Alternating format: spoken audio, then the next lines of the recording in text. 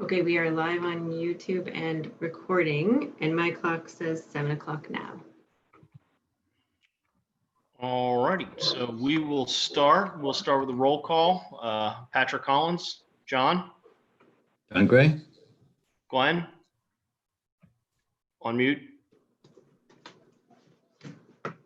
Yeah, Glenn needs to be unmuted. Looks like he's muted.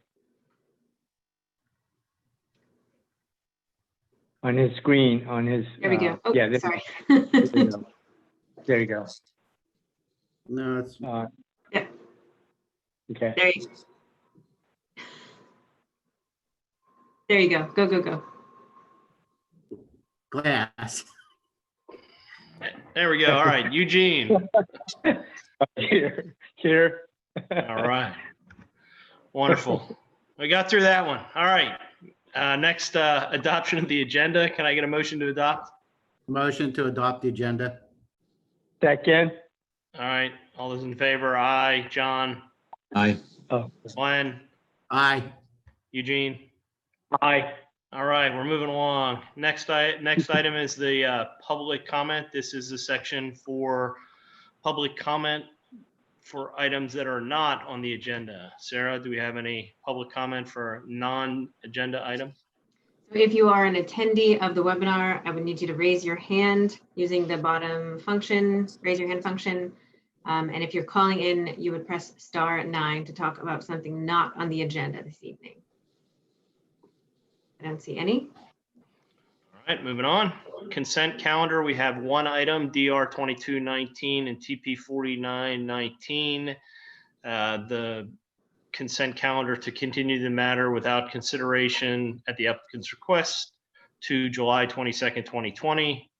And I'll just note that the date on that is actually the 29th.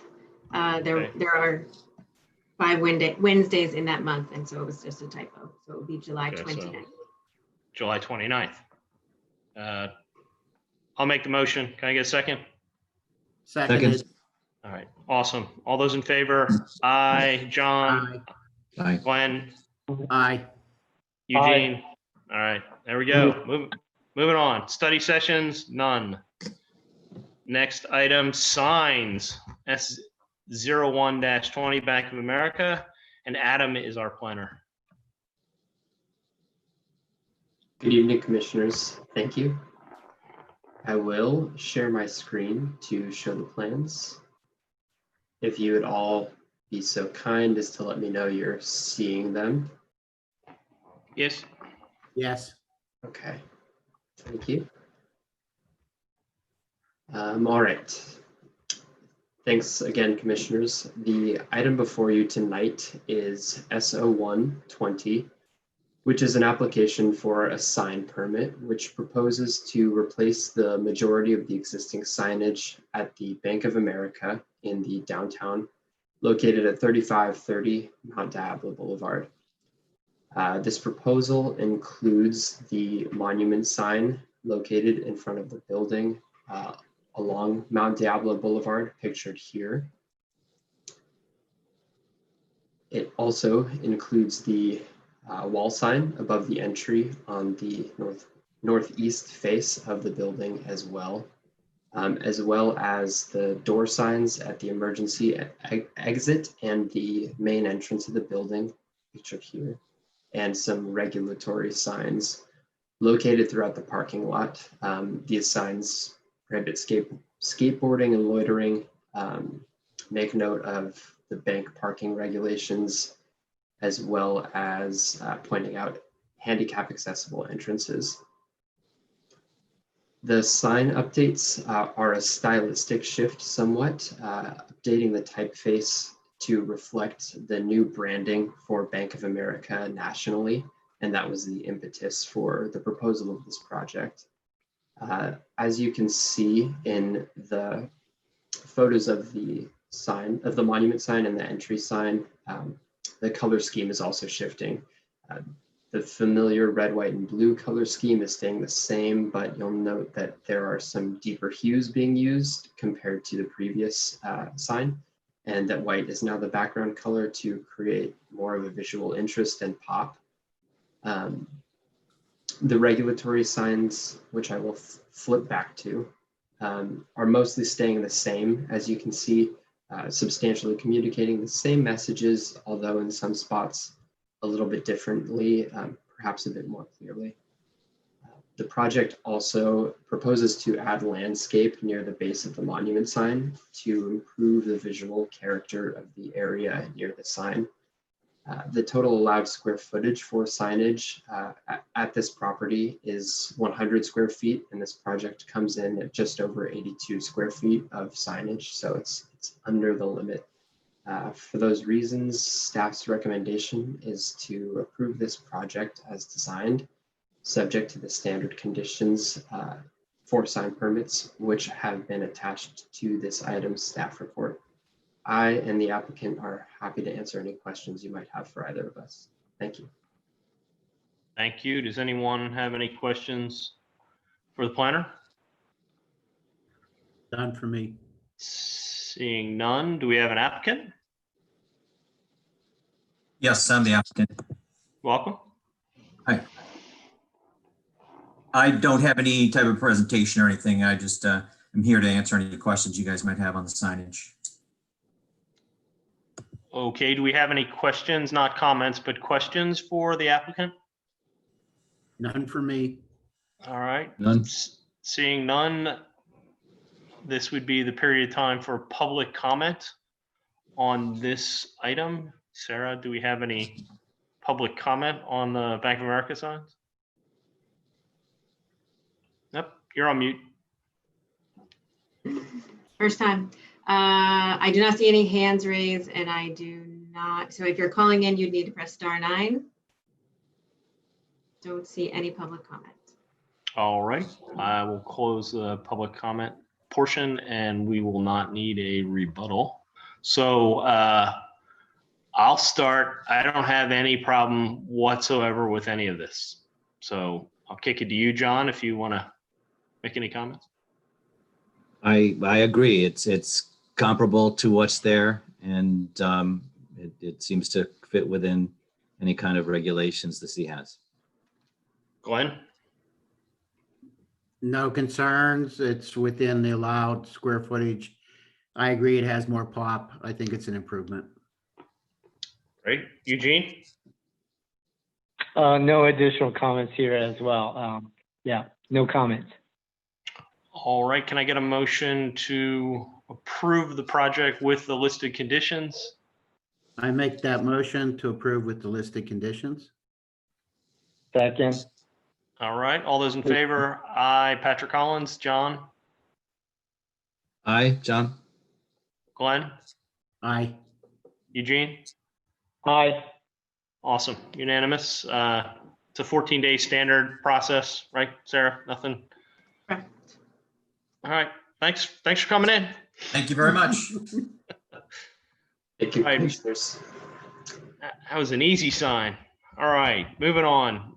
Continued public hearing, HDP 01-20, Robert and Rachel Schmidt, and Melanie is our planner. And Melanie's on vacation, so I'll be taking over for her. Before I do, I just want to touch base with Sandra. There are two other folks perhaps that are on your team that I should allow in. Sandra, are you there?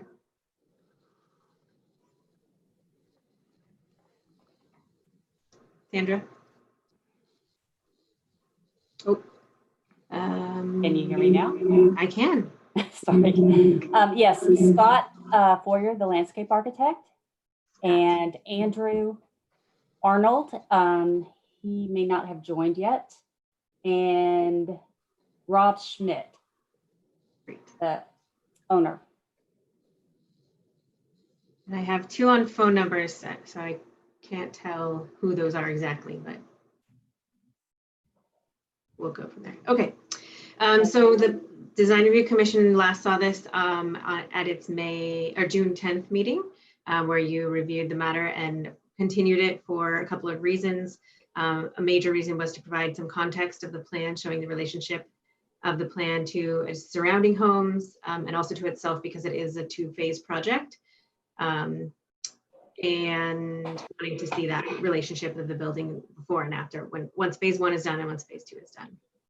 There was a request to reduce the amount of vegetation as well as ensure the water efficient landscape was taken care of, and reduce the plate height from 11 feet to 10 feet, reduce the amount of impervious surfaces, ensure that the roofing was not going to be overly glaring, provide a little bit more detail about the elements under the roof, showing roof vents, and then also confirming the grading, and also clarifying exactly what is being approved in phase 1 in this phase. So staff, I'll let the applicant provide their presentation about how they've addressed each of those concerns, but staff is recommending the Design Review Commission review the project, conduct the public hearing, find the project exempt from CEQA, and adopt DRC Resolution 2020-04, approving the project subject to conditions. I'm available for questions if you have any. Thank you. Any questions for Sarah? Sarah? We need to get our other participants on if we can. So I have Scott is on, so he can unmute and give on his video. Great. Hi, Scott. Rob is on. Yes. And we're waiting on Andrew. I have 2 phone numbers. Do you know the last 3 digits of the phone number? Oh, let me. I have a 415 that ends in 982 and a 510 that ends in 295.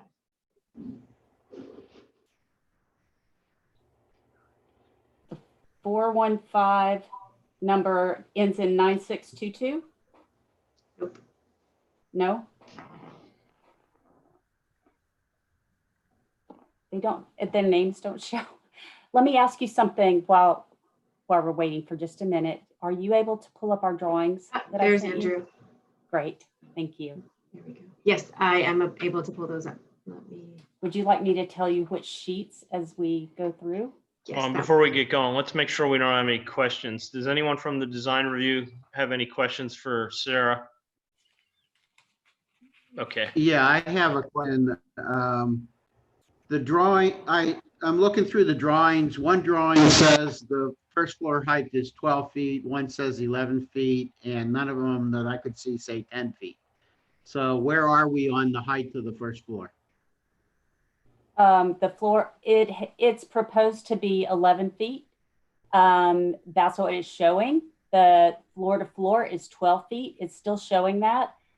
We had talked about there being a condition that it could be lowered, but we did not revise all the drawings at this point. We understood that you'd like to see the elevations and context drawings first, and that could be discussed during this hearing. Okay. Is that it for the questions? All right. you see my We've screen? already heard from the applicant. We know you're there, so why don't you begin your presentation? Okay, great. Thank you. Sarah, could you go to page 3, the site plan? Is this? That's good. Okay. Yeah, just a quick overview of the project. We're constructing a new addition that's detached from the main residence. The new construction will consist of a garage with living space above, no kitchen, deck and patio as the first part of phase 1 construction. The second part of phase 1 construction will be the landscape and site work that's necessary for that part of the project. Phase 2, which will happen in a few years, will be renovating the existing house to remodel it with a similar roof as the new addition, more along the same vocabulary as we had talked about before. The existing house is sort of a no-style house. It's a stucco house that originally was a small ranch. At some point, previous owners put a second floor addition on one side of the house on the west side, and they got rid of their garage and made it into living space. So The current owners have no garage. They just have 2 driveways, and we'll get rid of one, the really steep one. And then the second one will re-landscape and hardscape as part of phase 2 of the project. There were a number of questions you brought up and concerns in the last one. We didn't quite understand the format and the things that were brought up during the comments section or the end of the, we felt like we need to answer to those because a lot of them were answered in the drawings. And so we like to point them out as we go through this tonight. I'm going to turn over in just a minute to Scott Boyer, who's going to talk about the landscape and site issues that we talked about. And then hopefully Andrew Arnold will join us. He's a civil engineer to talk about the couple of things that were part of his drawings. We did add some renderings and so forth just in the last few days since the weekend. So you may not have all these drawings in front of you. For the most part, we just added more information. We didn't change what was already there. And let's see. Sarah, could you go to page 4? Great. Okay. This we'll come back to it, but this is one of the context drawings that shows the elevations with the new addition in the front and the existing house behind, and then the one below shows the shows it after the completion of both phases of construction. Also shows the relative outline of the neighbor's house. We can go back to, well, we'll need to go to landscape drawings next. Are you able to bring those up, Sarah? And Scott?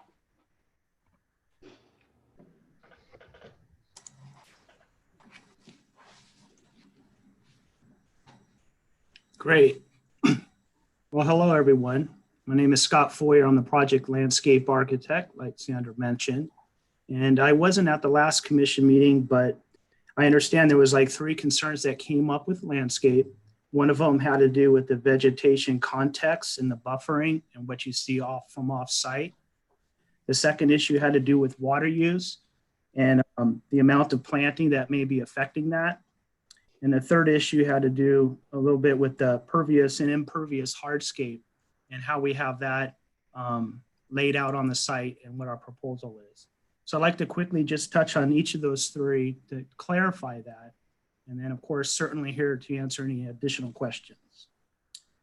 So if you can switch, Sarah, to sheet 4.3, I think it's the last sheet in the landscape submittal.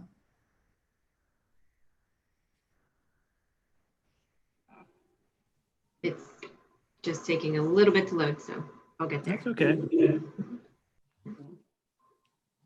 fine. Thank you, Sarah. So since the last commission meeting, we actually added this sheet to kind of show more of the visual context on Release Valley Road, looking at the house at the elevation and the frontage. And we also included a couple of existing photos there showing a lot of the trees and the vegetation that's already buffering that area. So the top elevation is showing our new proposed landscaping, you know, pretty much in the phase 1, you know, in the very beginning when we first put it in, you know, when they're young plants and not as large. And you can still see with the existing trees that are kind of screened back, with the brighter color vegetation is what's proposed, is offering quite a bit of buffering along Release Valley Road. The bottom elevation is showing the landscape being matured over a few years, probably about 7 to 8 years out. You can see that things start filling out even more. So we feel that the plan, the way it's designed, has a substantial amount of buffer vegetation, if you will, to help soften the new addition and the existing home from Release Valley. One other change we made on this, if you switch to sheet L 3.1, so if you go backwards a couple, on our planting plan, the corner of Release Valley Road and Vaughn Road, we actually added 2 more trees there, 2 more evergreen trees to provide even some more additional screening. So we kind of feel like we're addressing that comment, and that's kind of where we stand now with the plan on that one. The second concern had to do with irrigation water use. And if you look at this planting plan, it does look a little overwhelming at the scale that it's at. It looks like there's, plants everywhere. But in reality, we're showing the symbols at the plant sizes at maturity. So they kind of fill up and provide full coverage. So we don't see a lot of bark and bare areas around their garden space on their private residence. In addition to that, the main concern, I think everyone was assuming that this was going to exceed the water allowance for MWELO, the state ordinance. And we actually ran a calc. If you go to sheet 2.1, which is backwards a couple.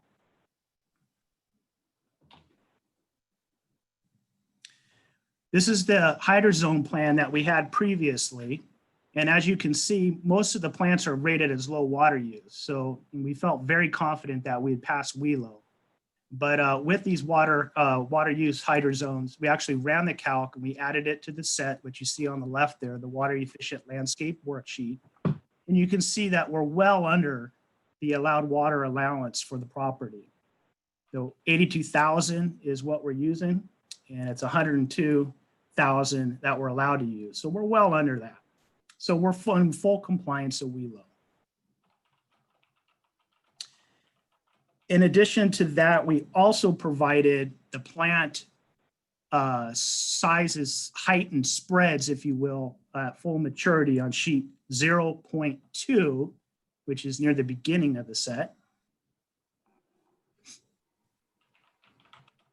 And this is kind of just for reference if we wanted to have a dialogue as we get into the discussion.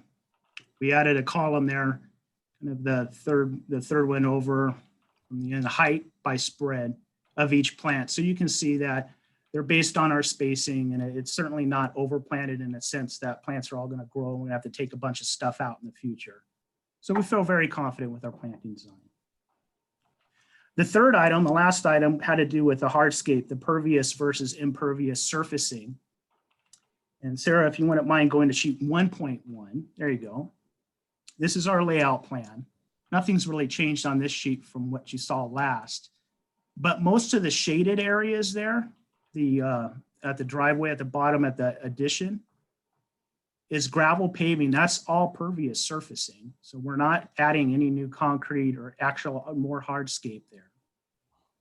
And that goes for the same for the little side yard of the family room, the little addition there, number 3. And also on the parallel, the additional street parking on Vaughn Road. And that's all gravel paving too. So we're going really light on using impervious surfaces. We're taking that into big consideration. The impervious surfaces are really just the concrete pool deck around the pool and the concrete patio space off the addition.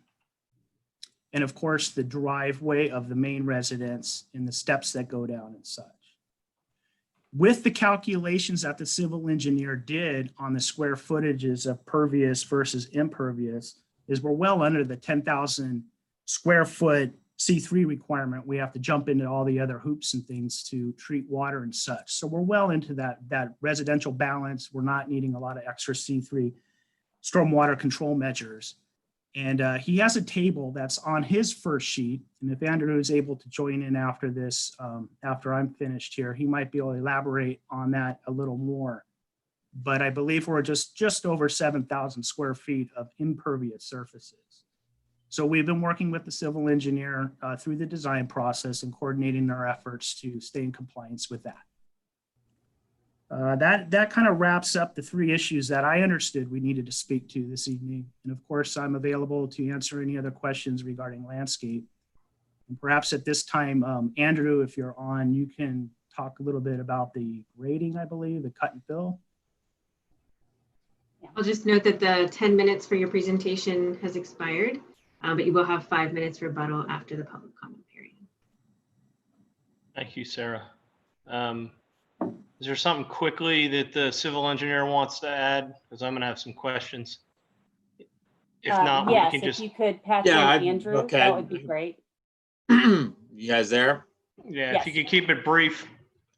Yeah, Please. so I've been working with Matt Lutrop, he's the city engineer. We've discussed the grading quantities and the impervious surfaces, as well as how he wants all that handled. So I was of the impression that that was a CD issue at this level.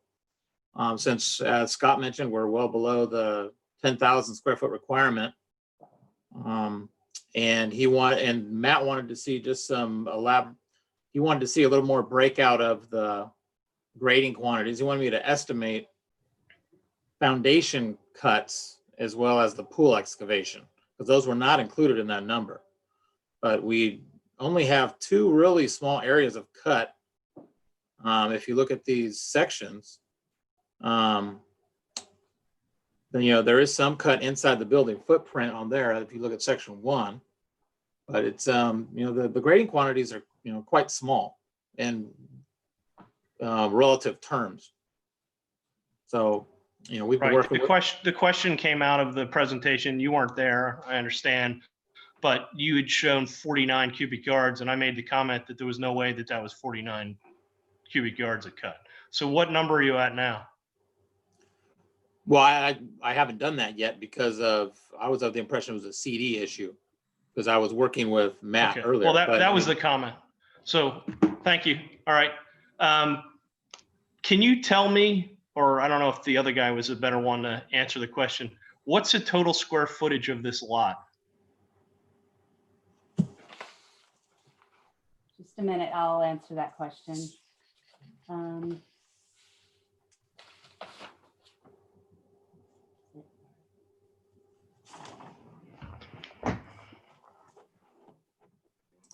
The parcel size, can you hear me? Yes. Okay, 17,650 square feet. The existing building footprint is 1828. The new building footprint is 902. So the total building footprints are proposed at 2730. And the total impervious was 9,200. Is that what he said? No, it's 7,005 is what I have. yeah, 7,500 and 1,700 is the total. Yeah, that 17,000. excludes the pool. It excludes the pool. Correct. So because the pool is, the overflow drain goes to the sanitary sewer. but that would mean it's impervious. Well, we don't include that because any water that goes on that doesn't get treated because it goes into the sewer. Sarah, can you clarify that for me? I thought pools were considered impervious because they drain to the sewer. You're on mute. Pools are considered impervious surface, yes. Okay, yes, that was my understanding. So we'd like to get So you'd be around 8,000, 8,200 or something. Still well below 10,000. Okay, I understand that. This is a design review commission meeting. All right, thank you. Any questions by the DRC for the applicant? John? My question may be for staff rather than the applicant, if I may. I just would like to confirm that we're being asked, we're being shown phase 2, just for clarity, but we're being asked to review just phase 1 tonight. Is that correct? Correct. Okay, thank you. That's my only Glenn? question. Thank you. Glenn? No questions. Eugene? No questions here either. Great, thank you. Well, thank you for the presentation. This would now be the opportunity for public comment. So Sarah, if there's anyone that would like to comment on this. I don't see any raised hands. Again, if you're on the phone, *9 will raise your hand. No public comment. So there's a 5-minute rebuttal period if the applicant chooses. Does the applicant choose to have a 5-minute rebuttal? Is there something else you'd like to discuss? we would like to answer the other questions and comments that came up in the previous hearing. Okay, If I could go ahead. through them just briefly.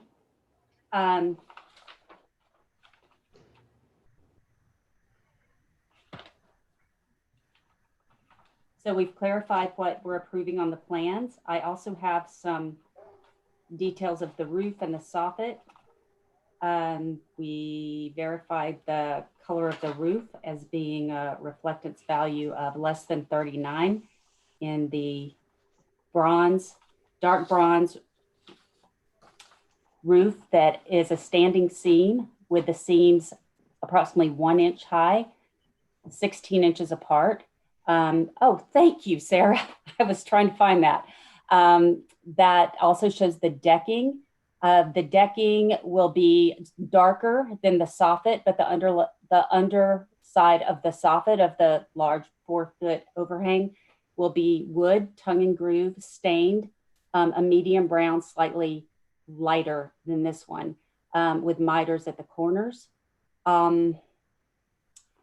There will not be many roof penetrations. We don't have a fireplace or anything. There'd just be one plumbing vent stack, and that will be on the west side. We can specify in the drawings that no roof vents shall be on the north side, if that would make you feel more comfortable with that. And again, when it comes to the number of plantings on the landscape, Scott's gone through that, so you can ask more questions if you have any more questions about that. And then the calcs for the impervious surfaces and the soil excavation, which were on our drawings before, are still what we consider accurate, but we will add the pool and anything else that you feel should be added to that. And let us know if we need to address any other issues with that. Through the chair, Patrick, Yes. Eugene here. May I just have one follow-up question to the architect? Will you be painting the what do you call it, the first phase in tune with the existing building, or is the existing building that's not going to be renovated for a little while? Will you be repainting that so that there's some sort of a complementary pattern? You know, I'm talking about color. Will it match basically with the new phase 1 building in the way you're describing it? I will let Rob answer that. Okay, and I do want to compliment you. Thank you for the contextual streetscape elevations. We usually get more, but it's good enough. It gives us a clear indication of the massing and the relationship. And I think it helps to understand that the first phase building really pops out toward the street, so that whatever the first phase or the second phase of the rear, existing building structure goes, the foreground element is so clear and present on the street. So I'm not worried about a lot of the problems I thought there might have been. Now my question is just to follow up on your color material board description. Will the existing building that is in the rear ground or background be painted to match the first phase at least for a couple of years?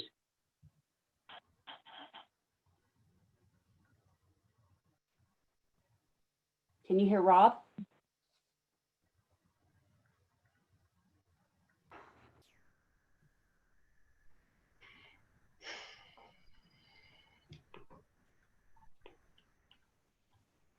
Not hear Rob.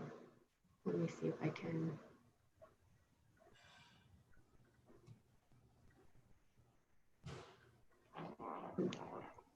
You there?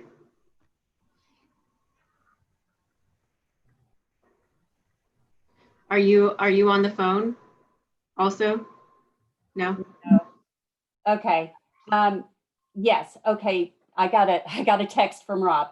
So he's saying that the existing color is in the same color family as the new one. And so they're not planning to repaint the existing home until they remodel it. It was just recently painted when they purchased the home 2 years ago. That's fine with me, as long as it's in the same family, it doesn't shout out. Yeah, okay. Is that it for questions? Yeah, that's it. All right. Thank you very much. I guess I'm going to start on this one. Talked last time about the 10-foot, and that was I imagine a condition of approval. I Mhm. appreciate what you did with the landscaping and context. I understand the 10,000 square foot C3.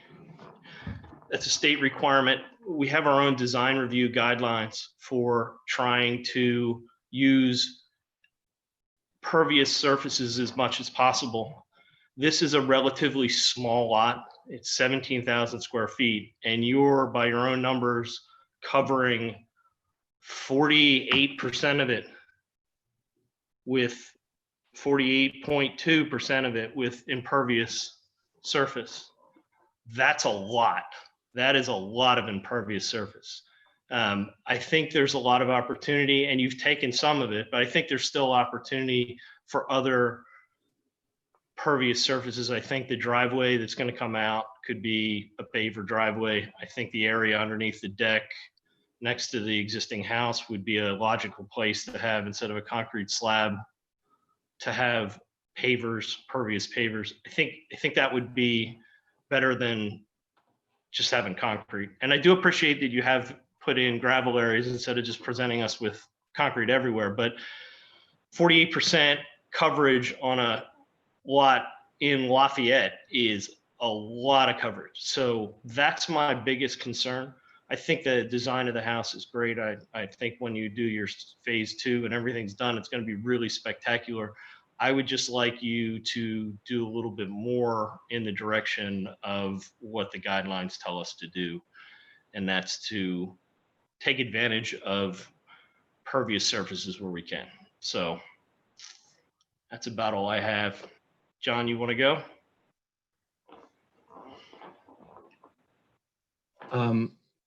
In general, as I said at last meeting, I think it is a nice and sensitive design on the site.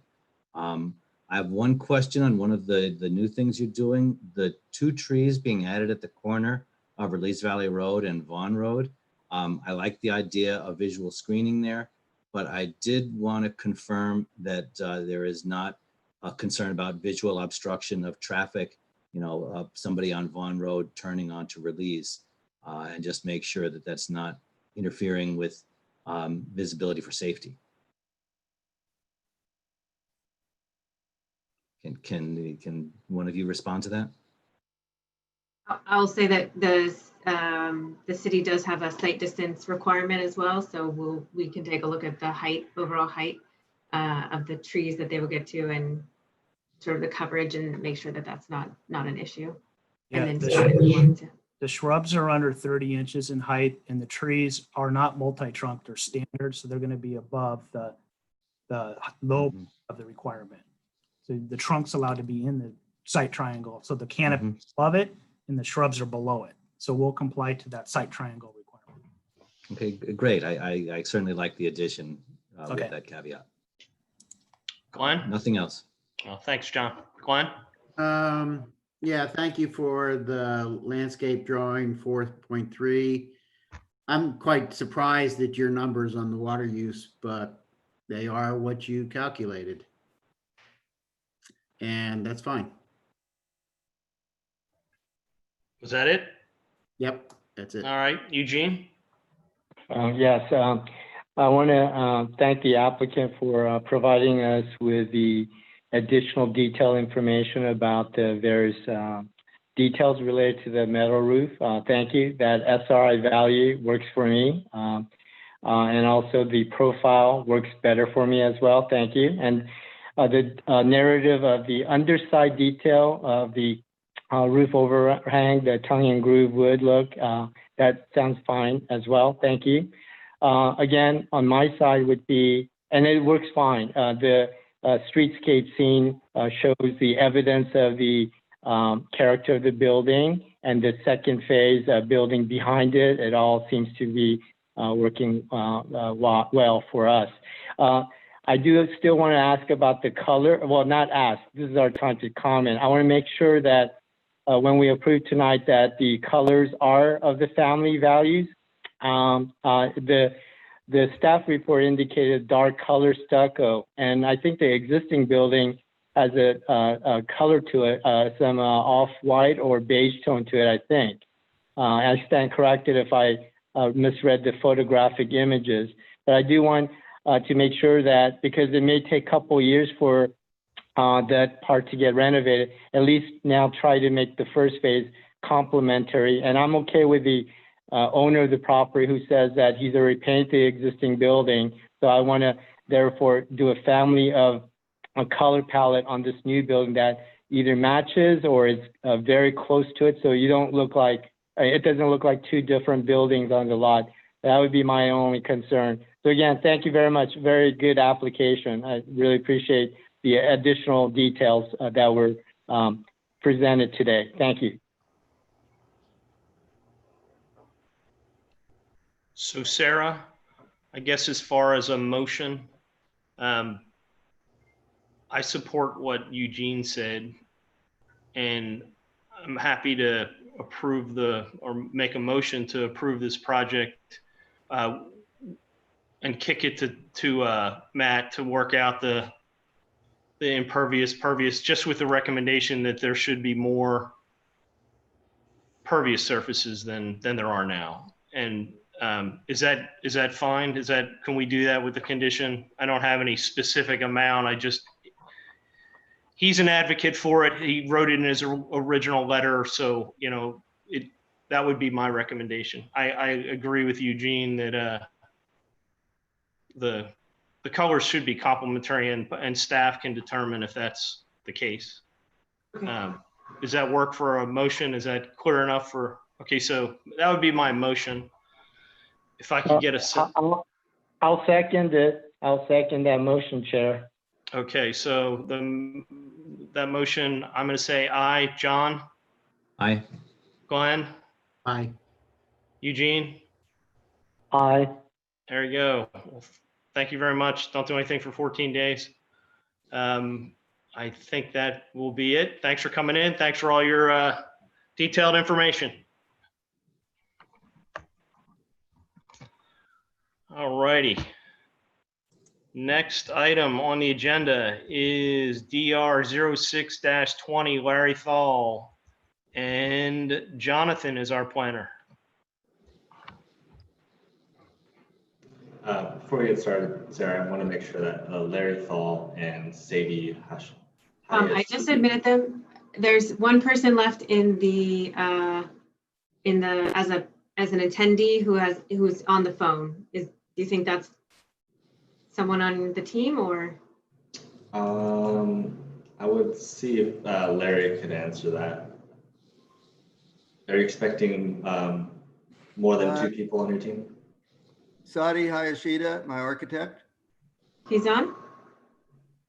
Okay, I don't expect anybody else. Okay, great. Great.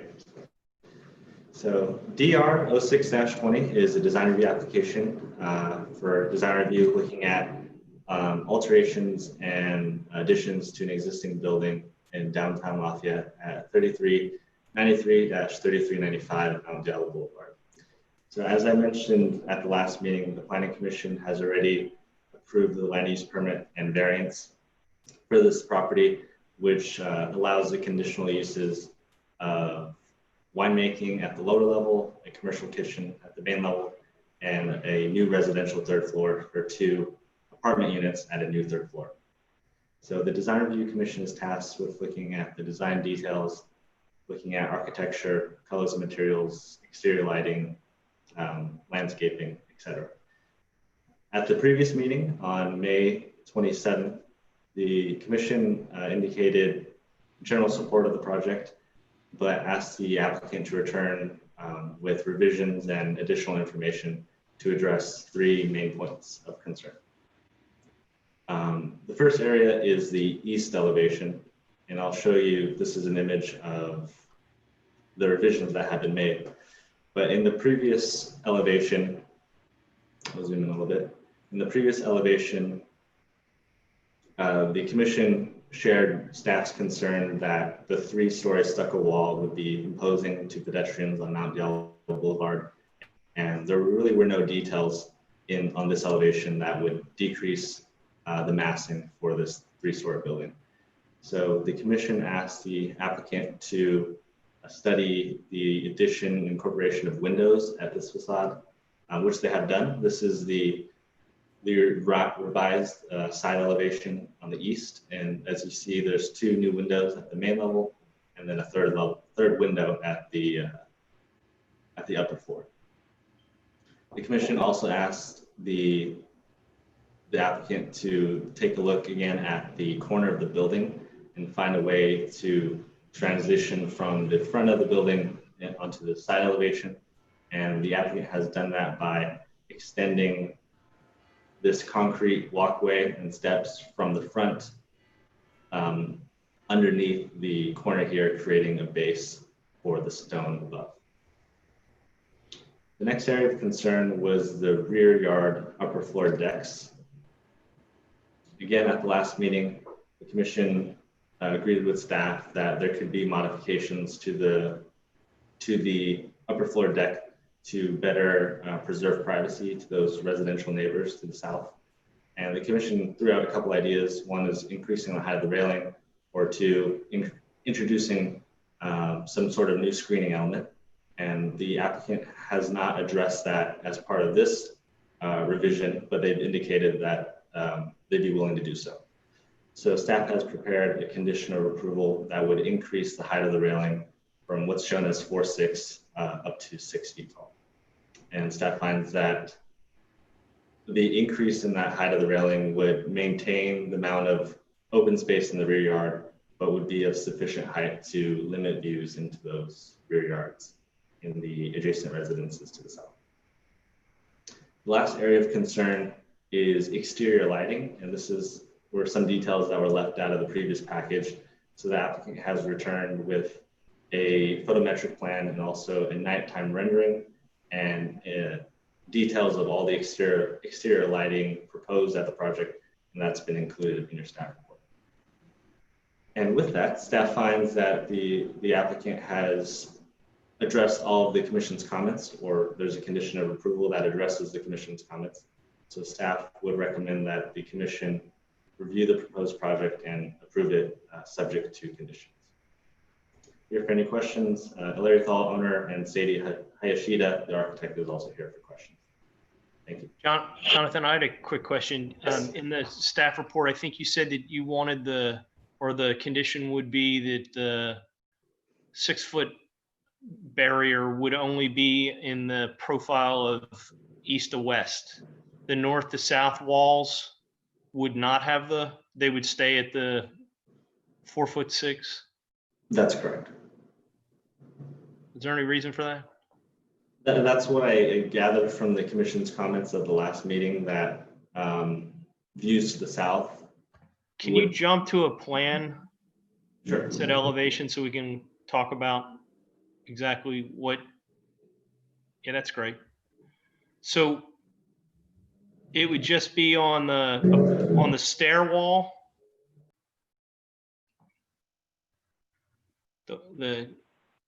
The inner stair wall running east-west, and then basically at the top of the stairs still running east-west. So the wall at the top of the stairs would be lower and the wall at the end would be lower. I envision the wall running, this is north-south here. Yes. Would be 4'6". Okay. And at the top of the stairs, same thing. At the top of the stairs. Right. Not the stairs, top of the stairs. Bring the hand down right there. That's a north-south. There would be nothing there. That would be 4'6" also. That's right. Okay. All right. Thank you. Yeah. The chair, I had the same question. How does that look three-dimensionally? That would be my concern. That's certainly my concern. That's something I guess we can talk about. Yeah, okay. I'm totally with you there, Chair. Okay. All right. Thank you. Do you have any other questions, Eugene? It would be to the architect. Okay. John, questions for a planner? Yeah, I do have a question for Jonathan. I just as a clarification, on page 2 of your report, it makes it look like the building is a different size. I think I just wanted to confirm it was that there is the overall dimension of the building is unchanged in this revised proposal, and that the elevation would just paste it in, not quite to the same scale. Does that That's make correct. sense as a question? Commissioner agree, that's correct. Okay, just so, thank you. Thank you. Glenn, any questions for Jonathan? None. Awesome. All right. So do we have an applicant? We do. Welcome. Can you hear me? Yep. So Jonathan, could you pull up the rendering that we submitted for the east wall?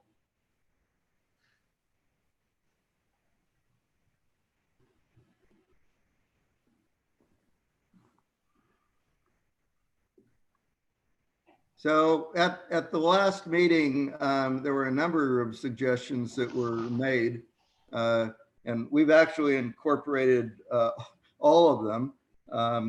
The difference between the elevation that Jonathan showed you and this rendering is that our architect has actually added a fourth window for balance that would actually be in a bedroom of the apartment.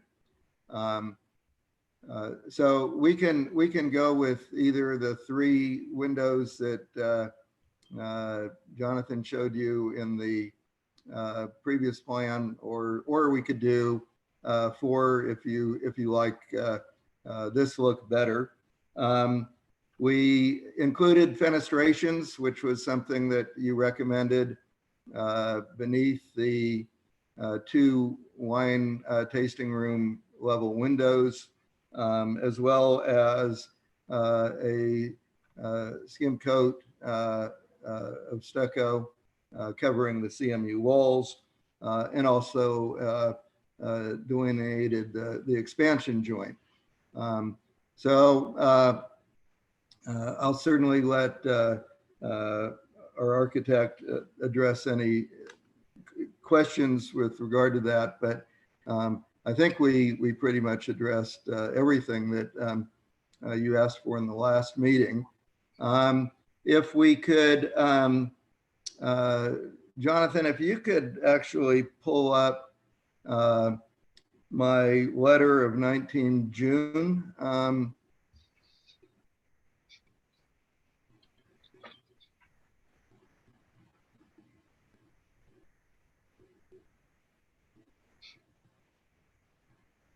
Thank you. So with regard to the rear deck screening, if you look at the bottom of this page, Jonathan provided us a couple pictures of what I think he was looking for as far as the look of the screening. And we actually like the appearance of this. We have no objections to incorporating this kind of louvered design.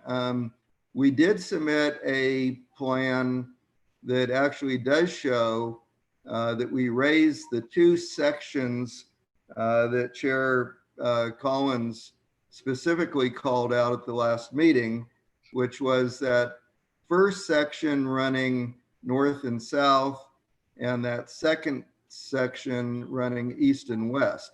Those were the 2 that he specifically thought could be higher. And he also commented that he did not feel that the other sections needed to be raised. But we did already raise those from the 4.6 that was presented before to 5.4. Our concern, and maybe the misunderstanding that we might have had with Jonathan, is that we had a concern about security, and that is somebody coming up the stairs to access the apartment units. We would be concerned if it was so tightly closed in that somebody could be hiding behind that railing and would not be able to be detected until somebody got all the way up there. If what Jonathan is recommending is a more louver design like this, that would solve that problem. We were okay with the conditions of approval as outlined. However, I think hopefully you'll clarify whether in fact you really do want them on the entire east-west direction, or only the two sections that were called out by Patrick Collins at the last meeting. I think I would like to go briefly to that second page because there's been a lot of discussion about privacy concerns. And these were pictures that I took for our presentation to the Planning Commission. And what it shows is that because of the existing trees, these are also reflected in massing model number 4.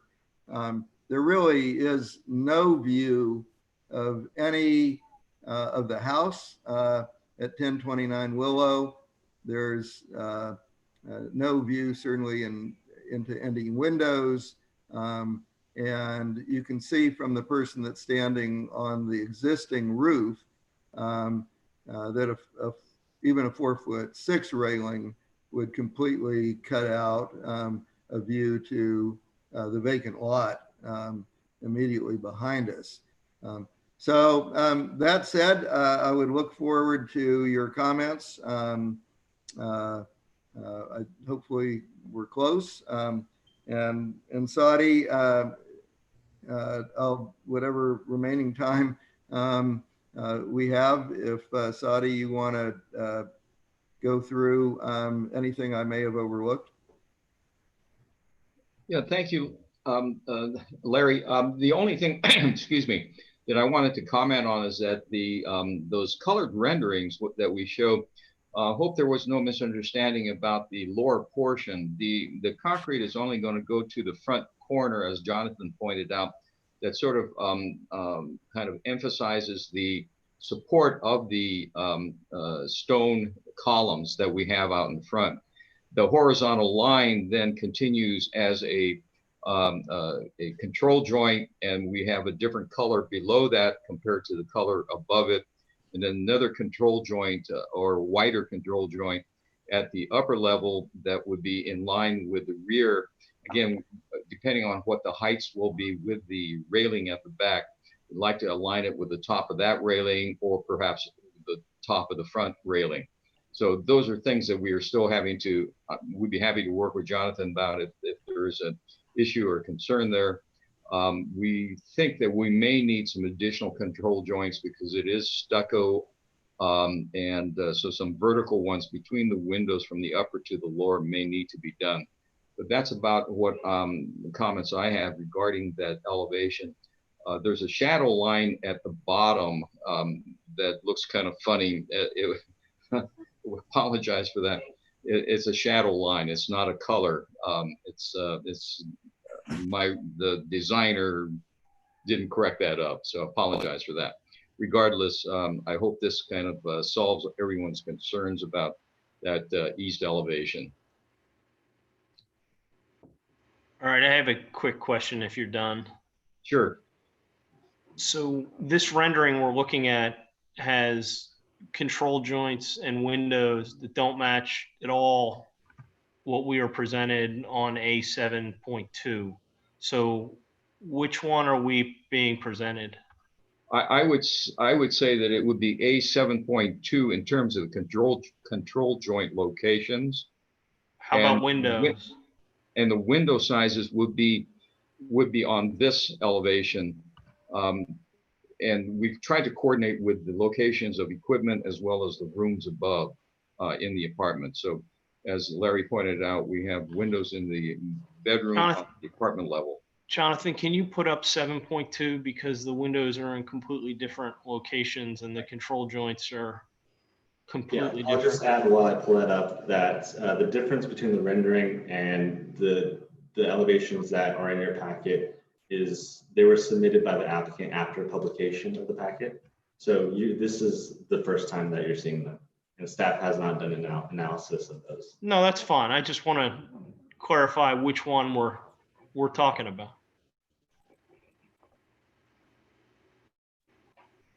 I hope I answered the question. If not, I can. You did. Okay. We're gonna try to get a better answer graphically here.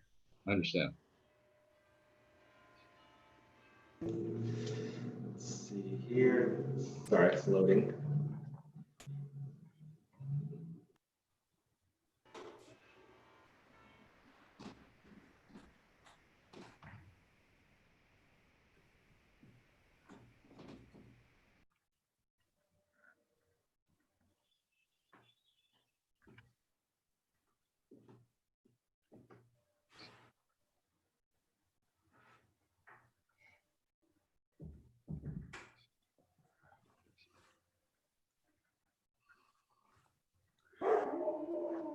Ooh.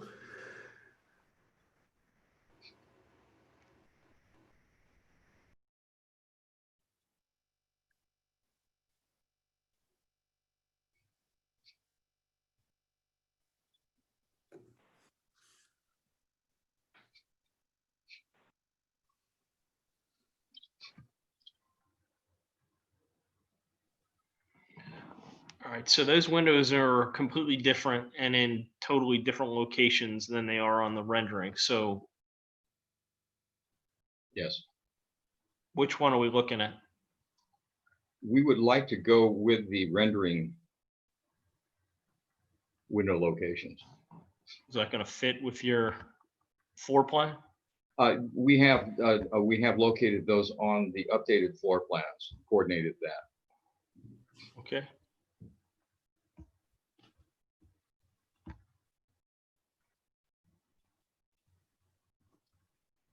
It shows it's behind the barrels for the wine tasting and sales. Understood. Okay. Just as long as you know that. It has to do with the fact that the barrels may move around, so we're not exactly sure what the final locations of those are. And so Larry will be working as best as he can and how best to handle the display of the wine barrels. Okay, and then the next question, the three-tone, is that the intention? And is that where you're planning to put the band? Because the control joint on this drawing is at the floor, where the one in your other drawing was more at the rail, and that's where the color change was.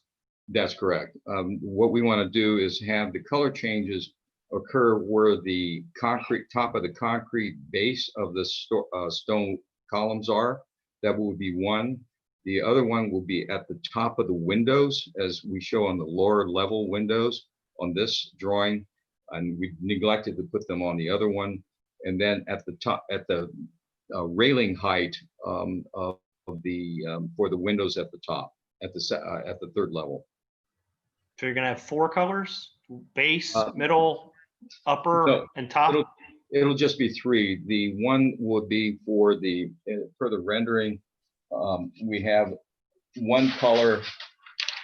I'm sorry, I'm looking at the rendering that I have hard copy. How about, Jonathan, can you pull back up the rendering, please?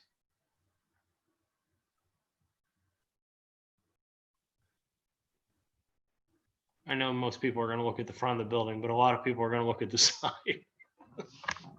Understood.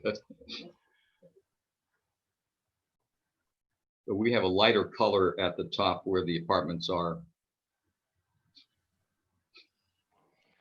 So where is it going to change? It's going to change at the railing in the middle of the window? Yes. Is that how it's going to be? That's correct. Because you don't have your control joints laid out like that. So the control joints are going to be separate from the color change?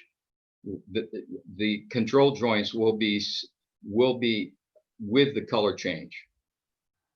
So there is one at the bottom, and then one at the middle of the windows, or more or less the middle of the windows, and then the other control joints will be gone through will be through the one color that's in the lower portion. Or the My middle concern portion. is that's not really typically where you put a control joint. So it runs on your drawings off the base and tops of the windows, not at the middle of a window. So you're probably going to have control joints at the corners of the windows and then again at the middle of the window. And that's what I'm trying to understand. We You would want the probably color to go change at the middle of the window. Right. We would probably go vertical on the sides of the windows for the control joints. But we Right. would not change the colors. But you said that your control joints are probably going to follow what's, all right. Well, it would be, the colors would be based on the horizontal control joints. Yeah, I understand. All right, thank you. Does anyone else have any questions? Any other questions for the applicant? John? I Yeah, got one just, question. Oh, sorry. I think we're finding we're a little bit confused because of the couple of different versions of the, especially this east facade that we're looking at. The balcony at the rear, on the upper floor, the rendering just went away. Anyway, the rendering shows it is open on that east side. I don't know if Jonathan, you can move your arrow to the back of that upper floor and you see there's a post and an open space there.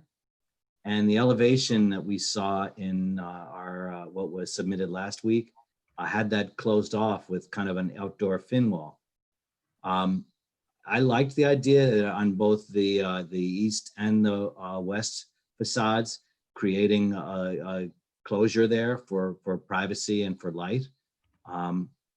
Which is, at this point, do you have an intention on which way you're going with that? It'll probably be the open railing. Okay, I preferred the closed, but I would say that on this rendering, I think the organization of the windows and the facade in general, in my view, is an improvement. Do we have any questions? Glenn, is that it for you, John? Yes, that's it. Thank you. Glenn? Yeah, I had one question. Can you tell me what the height of the curb is between the wine cellar door seal and the asphalt drive? Out front, that is, I'm sorry, I'm trying to do this by memory. I think it was close to about 18 inches at the corner, and then it would go railing. down. I'm sorry, at the railing. Yes, it'll be about 18 inches is what I recall. But what about right at the center of the door? It would then, this rendering is a little bit of artistic license, if I may, but it'll be about 6 inches. Okay. And then it would it'll taper to some point, but it'll be about 6 inches in average. Okay. Is that it, Glenn? Yep. Eugene, do you have any questions for the applicant? Yes, I do. Thank you, Chair. To the architect, I have a question. I'm looking at the same facade that all of the commissioners have made comment on. I'm doing the same thing as we speak on the east side. When you talk about expansion joint, because I'm familiar with score lines, control joints, and ornamental reveal lines. Can you describe to me the width and depth of this expansion joint? The wider one, which is at the top where the railings are, we want it to sort of mimic the cap of the railings out front or at the rear, whichever one. It'll be approximately, probably between 4 and 6 inches. It'll be probably in the area, maybe about a ½ inch to 3/4 of an inch in depth in terms of recess. More or less the thickness of the stucco at that level. And then the other ones will be just standard control joints. I forgot what the dimensions would be on those, but those would probably be, I understand. Whatever they need to be. Yeah. So Sadie, that guardrail line makes sense. You're using that vocabulary across the front, and then it restarts it again and comes across. And then I also am familiar with acrylic cement plaster, exterior acrylic cement plaster. I'm particularly enamored by that. I'm doing a building that's like 65 feet up in the air without any control joints, and it has been demonstrated for years without cracks. But I think the best practice in professional standard care is to make sure, like the chair indicated, to put it in the corner. And you're the architect, so you know better than us which stucco. This is probably a regular stucco you're using, but I'm okay with the way this facade looks compared to the A7.2. So I do appreciate this. It looks like a living spaces in that wall with very generous openings, and in some cases giving it more vertical opening. And these windows are flushed, or are they punched openings slightly recessed? Are they going to have a trim on the overlap on the stucco, or are you just you know, like what is it, coming to the face of the stucco? Is it just flush, the window expression? Can you tell me that? It's a good question. We have a concrete block, so thickness that we have to contend with. So our thinking may be that we'll probably recess it a little bit and then have a trim within that, and then come out and obviously with the weather stripping around the concrete block. I appreciate we're still that. working through that detail. Yeah, I appreciate that. Thank you. You already, you know, I do appreciate your direction. I think a punched opening would make better sense, so that you get most out of it if you can, and waterproof it, of course. Good and point. then, so I do like this much. My one commissioner's comment would be I like this facade. On the back, I do understand where. Eugene, this is questions. Oh, yeah. Question part. Okay, got it. The back side, okay, that's something else. Okay, got it. And then the base at the bottom. Oh, no, not the base, but you see where to Sadie now, that little vertical stucco piece between the ashlar course. Yeah, that. What is that? Can you just add the detail there? Is it a recess there? Actually, the stone stands out from the face of the stucco. It's not very clearly delineated. It's the thickness of the stone that comes out from the face of the stucco. That stucco will be in line with the stucco at going toward the rear of the building. Did you study it? Did you study one where maybe it's just all ashlar, you know, the stone look, and you got rid of that vertical? Did it look funny, or did it look more substantial? Because at the corner, if you did that, it might look like a very, very, what we call significant wall building, right? Right now, it looks like you're kind of weaving stucco into that as an infill panel. It is kind of weird for me, at least, my one, you know, viewpoint. Do you feel like if you filled it in, would it be okay, or did you study that? Well, and made it all smooth? I have mixed emotions about that myself. By filling it in may make it too massive on that corner. I wanted to keep sort of you see how the front is broken up with a lighter width of the columns that's separating out this in the middle of the storefront that separates out the two tenants. That was sort of the idea as we turned the corner, not to make it so massive. That would be the only let's say rationale in not filling it in is because it would make it fairly heavy. Okay, got it. Thank you. You answered all my questions. Thank you very much, Chair.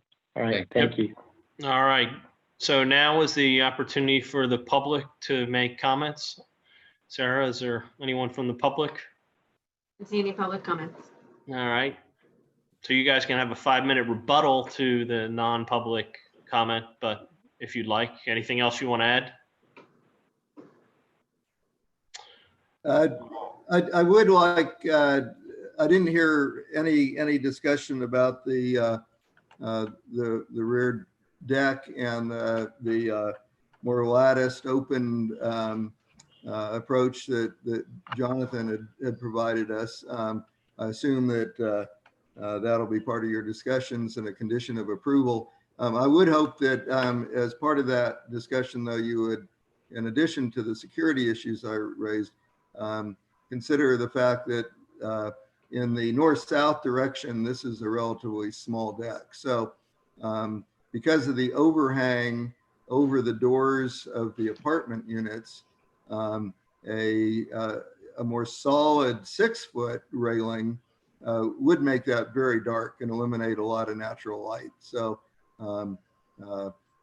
that's why we went with the 5'4" increase instead of making it taller. And it's also why we like the approach that Jonathan recommended. It's not part of our current drawings, but the photos that he provided us provide a good solution to that. So thank you.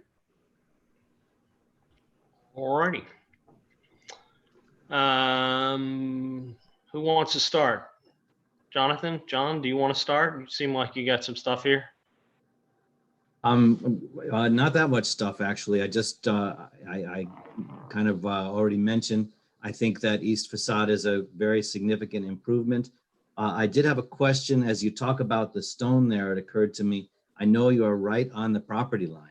And if the stone is being considered to be proud of the stucco, is that possible without hitting your property line? So, you know, if that, at the corner that we were just talking about. You know, I would like there to be a difference in plane there, but I'm just not sure it's feasible. I guess that's a question. Other than that, I think the idea of a lattice type privacy barrier at the decks as a way to have some amount of light, but also a privacy screen, I think was a good suggestion by Jonathan, and I would agree that that's worthy of consideration. I think this is a you know, a nice improved project on that part of Mount Diablo, and I'd be excited to see it go forward. Jonathan, because it's going to be part of my comments too, and it sounded like Eugene and maybe even Glenn will comment too. If we are in favor, which I am agreeing with you and Jonathan, that I like the louvered effect, not a solid wall. I would like to see it all at the same elevation instead of being 5'6", 6 foot, 4'6", as it chunked around the corners. What's your feeling on that? Me? Yes. Yes, I agree with that. I think that it would be more coherent from both inside and out. Okay, I just wanted to clarify that. Thank you. Glenn? I like the rendering on the east facade, the little railing on the corner. I hope, in fact, the curb is only 6 or 8 inches, because your rendering really shows it still is a big drop coming out of the wine cellar. To be honest with you, I always walked into Napa Auto Parts and I never noticed a drop on that side of the property. So it's pretty big. Is it? It's pretty big. Well, I never had a problem getting into Napa Auto Parts, but it does look awfully deep in the rendering. In regards to railing, the 4'6" is fine with me throughout. And I sort of like the open end that they have now on that was shown on the eastern facade. That's it.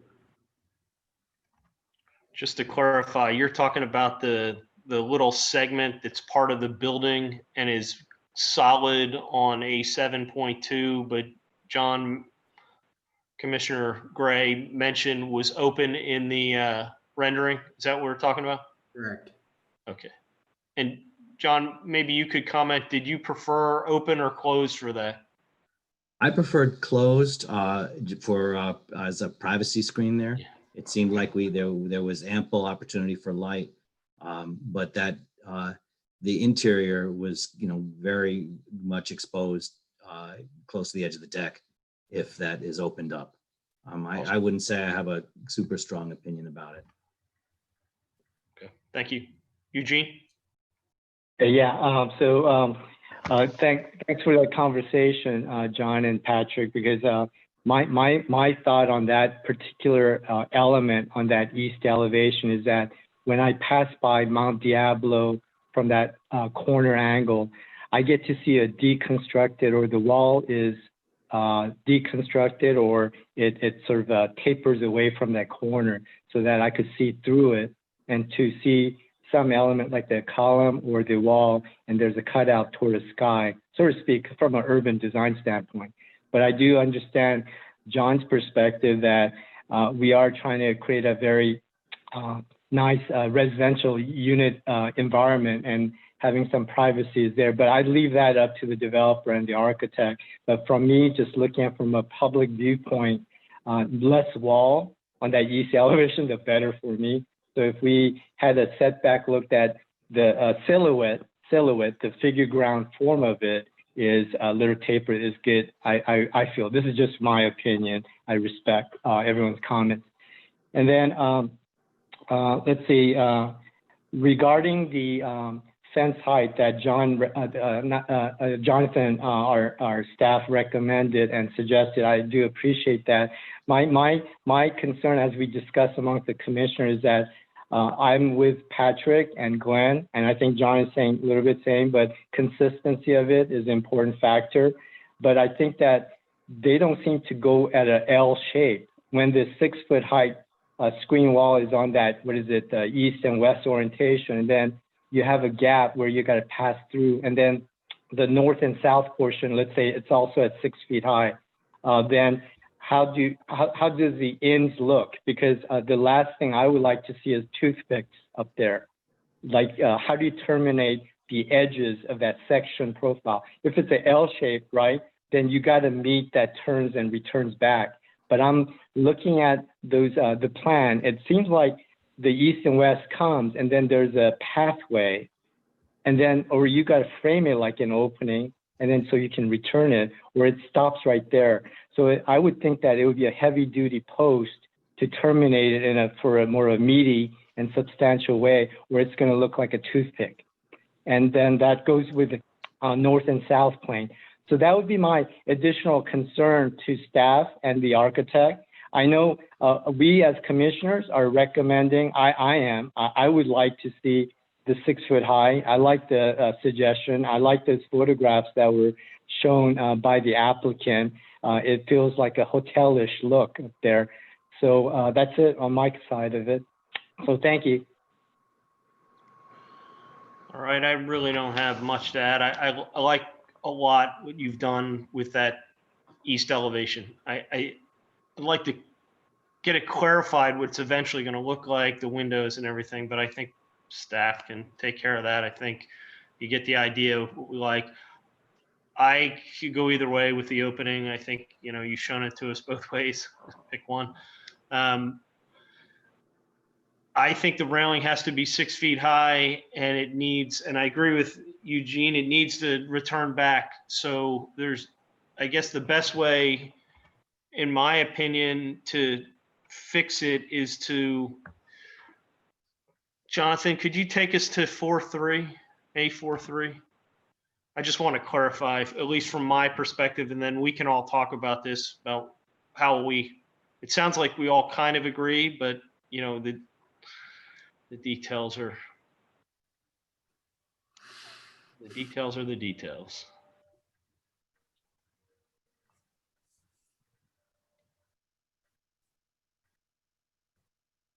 One more. There we go. Oh, there we go. My feeling, and I don't have the cursor, so Jonathan, you'll have to do it for me. There's a post on the north side at the top of the stairs. Could you move the cursor to the north side? Keep going right there. I think there needs to be a post directly to the south of that terminates the entire 6 foot fence. That way from the south, you're looking at it and it's completely closed in. Well, it's completely closed in with an open louver. So there's no big gap and there's no direction really. I think that you'd have that toothpick look. That would be my recommendation. Is that what you're thinking, Eugene? Yeah, Patrick, I'm in the same alignment with you, but I'm gonna leave it up to that architect and then put it as a condition of approval that edge detail needs to be substantial. It shouldn't, and I don't want to answer for the architect. I mean, they're the architect. So, but Patrick, I'm with you. I'm Yeah, aligned. I just don't want to see an open, like a missing tooth or something, and kind of like you said, with an open edge where it's just a toothpick at the end. Yeah. So that's. I agree. Sure. Yeah. John or Glenn, do you have any? May I suggest that we look at the page called Massing Model 4? It's near the back of the PDF that was distributed, page 20. This is a bird's eye that kind of looks at the whole thing. And I think it might explain it. It's likely in a separate document that I'll pull up here.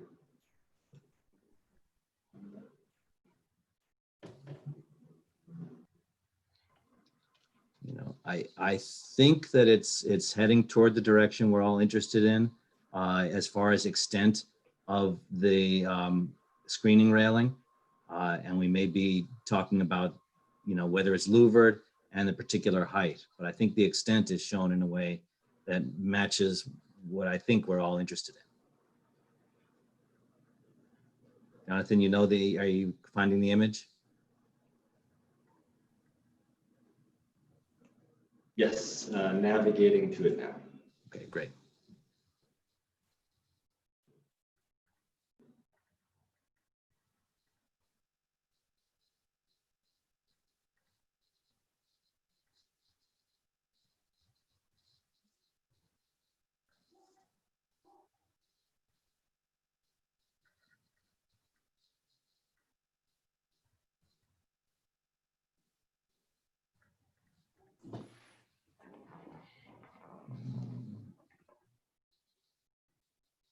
There we are.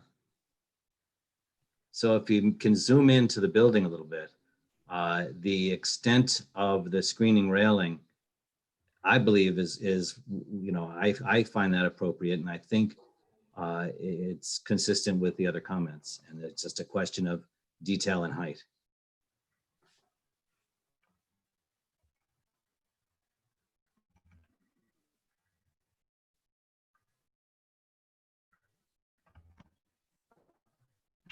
The piece of fence running north-south that appears to be kind of like like that there's a pier that steps off of the deck, and that's not how the deck is actually flush with the staircase. Do you see what I'm talking about, Jonathan? If you could move the cursor above that piece right there. See that little nub piece? Yeah. Not the long one, the one above it. The one just beyond that return doesn't exist. Yeah, that's right. But I agree that solid piece, if that's raised to 6 feet minus that little piece, it will never be there. That would be where your louvered section should be. Do we all agree with that? Yes. Yeah. Awesome. Yes. Good call on the drawing, John. Yeah. All right. Well, I think we're ready to make a motion. I think we're ready to approve this with that one change. Does anyone have anything that they feel they need to add for clarification for what's happening on the east wall? Leave it up to them. Leave it up to it looks like Sadie had a question. No, it's just a clarification for Mr. Gregg. I just checked the site plan, and the property line is not exactly against the building. We have some space from the building into that the driveway, so we can extend out 6-8 inches into the driveway without a problem. So Okay, that's great. I think that relief would be very helpful. Okay. Awesome. So do we have a motion to approve? I'll make a motion to approve. I'll second. Yeah, go ahead. And then Jonathan, just so we're clear, you're okay with the comments we have for the condition? Yes, I think for clarification and for better understanding for everyone involved, if there is a motion, I kind of wrote down some notes on some revisions to the conditions of approval they can take into consideration. So it would be One would be a revision to sheet A72 for consistency with the revised rendering that was showed tonight. A revised colors and materials board in line with the revised rendering that was showed tonight, showing three colors of stucco at the east elevation. A condition of approval clarifying that the segment of railing at the east elevation where Commissioner Gray indicated that it should be closed, to confirm that that's closed and not open. And then a final condition of approval revising the rear yard elevation to show a trellis-like structure across all segments of the railing to be 6 feet tall. So if I might say, Jonathan, I think that zone at the back of the building, there was some mixed opinions on, and I think people saw my point about privacy. I see Commissioner Sims' point about the profile of the building and the view to additional sky. So my thought, when I agree with Commissioner Sim, is we'll leave that up to the applicant and the designer. I agree. So is that our motion, Glenn? Are you happy with that original motion, the way you presented it? Yeah, but don't ask me to repeat it. Okay. I'll second it. All right, so we'll go through. Patrick Collins says aye. John? Aye. Glenn? Aye. Eugene? Aye. All right, perfect. Thank you for coming in. Don't do anything for 14 days. You got some stuff you got to get to Jonathan. Thanks for Thank you coming very in. much, everyone. Yep. All righty. And now moving on. New public hearings, none. Other business. We have the project plan changes post-approval, and Sarah is going to walk us through that. So at the last meeting, it was requested that we bring this item back for discussion. And just want to clarify, you can hear me, yes? Yes. Bring it back for discussion about how changes are made to projects after it goes through this body. And that happens in a variety of ways. So sometimes it can happen at a staff level if it's something minor. It can be reviewed by the planning director. We can reach out to the chair of the design review commission. We can take it back to ARC or the full commission itself. So, and there's a variety of reasons why something might go to one or the other. Generally, we try to use our best judgment. We've always tried to bottom load things as much as possible. We want to bring it back to a full commission for a minor window change that wouldn't have a big effect on a project. We look back at the conditions of approval to see if there's anything very specific that was related to that element. Sometimes it'll say, absolutely no changes on this elevation, or, adding additional landscaping. And if they are wanting to remove that, clearly it's a condition. We would sometimes go back to the meeting minutes to understand the purpose and intent, or if there's any concern from the neighbors about a particular element of a project. And then also just taking into consideration the sensitivity and context of each project.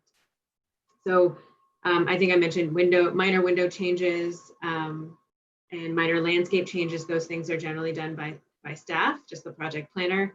It might be adjusting it, inches, or they're not increasing the overall glazing, but like sizes and shapes are changing. But certainly things that are larger in scale, like colors and materials or roof height or large aesthetic changes would definitely come back to the commission. So I think what we all want to get on the same page about is how that happens, and maybe kind of what the thresholds are for, say if it's a serial changes, right, where they're changing this and changing this, at what point does it become kind of bigger that you would want to see it? And sort of just the thresholds for review that you all are comfortable with. So I'll open it up. I wanted to have this discussion. Glenn brought this up. A lot of these come back to me, and I have a lot of heartburn with a lot of them come in, and where the needle falls about, should this come back to the full DRC? Should it go forward? Should it be outright rejected? And I don't like being the one that makes the final call. I mean, some things are just pretty straightforward, but some of them, it's more, there's a lot more to it. And there's been several that I've said, I'm not going to make a call. It needs to come back to DRC because this was a fundamental piece of what we decided. And a lot of times I go back and listen to the actual meeting so I can hear what we were talking about. That makes it easier because you can find out what people were actually thinking. Really, you hear it. But I would like to know, what you guys think, because I shouldn't be the one. I don't want the responsibility, and I don't mind doing the things when they're mine or someone said. Are we allowed to talk about a project that's now closed and behind us, Sarah? If you could talk in generalities, then that would be the safest thing. But it's not. This one's not going to come back. So it's fine. It's fine. So We don't have to mention specifically, the address. one that's not going to come back, I think we're allowed to talk about, right? There shouldn't be a reason why. Anyway, there was a project that Yes.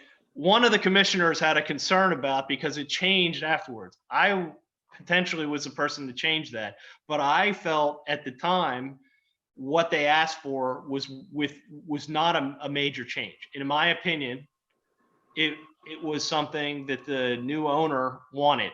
And it did not seem to me that specific request, and I've had several of those where the owner comes in, buys from a developer and says, I don't like that fence. I don't like the exterior stone on the house. I want to have this in a different type of stucco.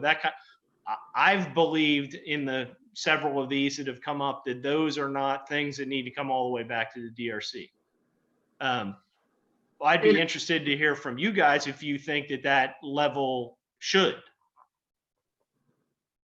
And I just want to say too that I don't think we made it explicitly clear to Patrick, but we bring it to Patrick because he's the chair. But he certainly could dole it out to someone else and say, And I've kicked stuff to Eugene before a couple times, and I used to kick stuff to the other guys that were here before. Because a lot of times I don't want to be the one. If I go back and listen to the meeting minutes and there's one of the commissioners that specifically had a thing about that project, I would prefer that commissioner makes the call. And that's why I go back and listen to the meeting minutes or listen to the actual meeting. But Glenn, do you? Well, I think in this particular case, there were a lot of small changes that led up to what turned out to be a bigger change in the end. And, I think if we're talking about the same project, a lot of the changes. Versus a 3, a window size that changes, window coloring that changes. Some of those changes, I venture to say, is they didn't bring them to you or to staff until they were foregone conclusions. You order windows way before conversations were happening. I agree. I think that in some cases. You're already changing color schemes, okay?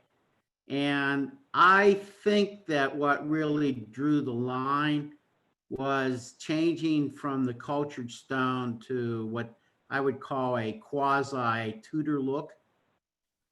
But the quasi Tudor look was basically about $1,100 construction. In essence, they knocked about $65,000 off the front facade by getting rid of the cultured stone. So it was a big architectural element that changed. It wasn't like the changes of stucco color or something. It was a big, to me, it was a big change. And then to tie into that was the fact that we never gave a variance on the deck other than some minor board replacements. And they completely rebuilt the deck. And then to make it look like it was an old deck, they threw in some interior studs as joists and sistered them to the new joists. And, you know, my guess is that if I go down there a month from now, those sister joists will be gone. They'll have ripped them off and thrown them away. So there was a lot of actions by the contractor that sort of excluded what DRC had asked for. That's Right, how I think those are two different issues. The kind of skirting the rules and monkeying with the deck when we specifically talked about not changing it. I think if I recall correctly, there was quite a bit of discussions about not touching or modifying or rebuilding the deck specifically and that was never presented or approved. But as far as this is something that if it came to you and it's an owner says, I just bought this house, it's not done yet. I don't like cultured stone, and I know a lot of people who don't, and I'd rather have a smooth finish. Is that something, I mean, regardless of the cost, that's really not part of the design. That if they want a modern looking house as opposed to a house that's covered in cultured stone, as long as it ends up looking reasonable and is within the guidelines, I figure that they're open to change that. But is that something that you feel should come back to DRC? I think it's a big dollar item. Yes, I think it should come back to DRC. Because it ties into a previous project that we had where we saw, you know, someone change from pavers to asphalt, you know, another $65,000 or $75,000 change taken upon by themselves. And it just, but the pavers asphalt was an impervious pervious thing, which is pretty well outlined in the guidelines.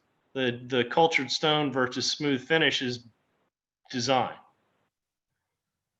I mean, I don't mind. If we want to set, and I definitely want to hear from John and Eugene on this, if we want to set like a dollar amount that kicks it over, I mean, we'd have to take a wild guess on a lot of this stuff. But is that the needle? Is that what kicks it over? It sounds like, Glenn, that's your opinion, correct? The bigger dollar amounts should come back.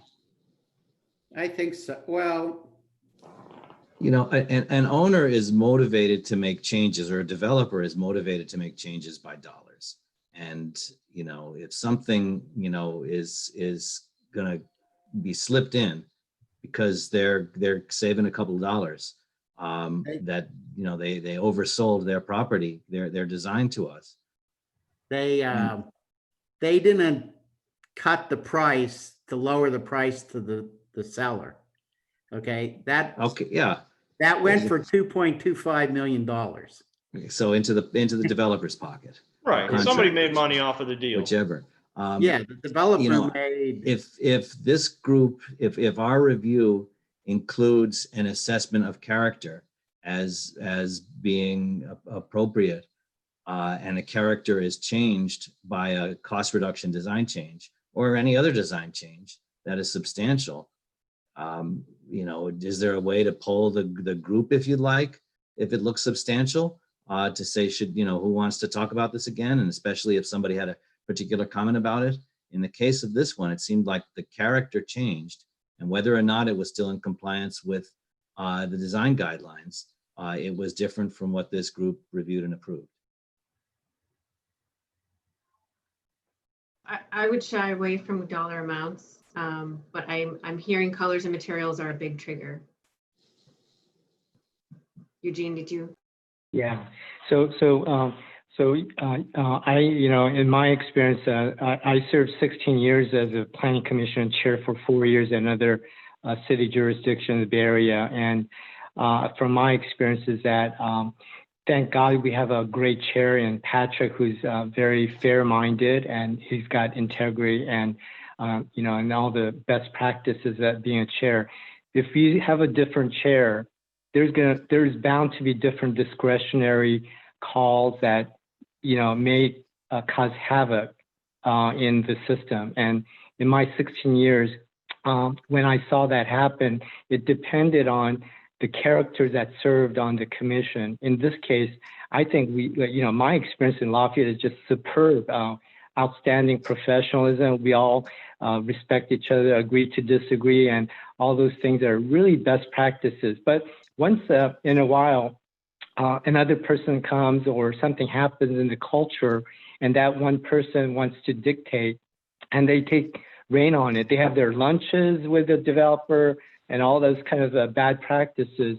And so I say right now we're benefited by Patrick as our chair, but what if someone else was the chair? That would be a great concern of me, and I would never want to be on another commission like that. Second thing I want to offer from an observation is that developers and architects, and John could probably allude to this as well, when you go into the city, you feel like this is like Lafayette, Palo Alto, Marin County. And then there's other cities like, oh, I'm not going to mention those cities, but like, oh, wow, you could do whatever it is, but they have no meat. There's no substance behind what they say, because later on the, code enforcement officers or whatever else, they don't enforce it. You get away with it. That's the reputation that you get bounded. And so Lafayette, in my way of looking at it, my experience as a resident here is that it has great foundational base, that people come here out of respect, and they know that it's not a easy place to be, but when you get approval, it's a very good project. And people, that's why we live in this city, because downtown, because of great stuff like that.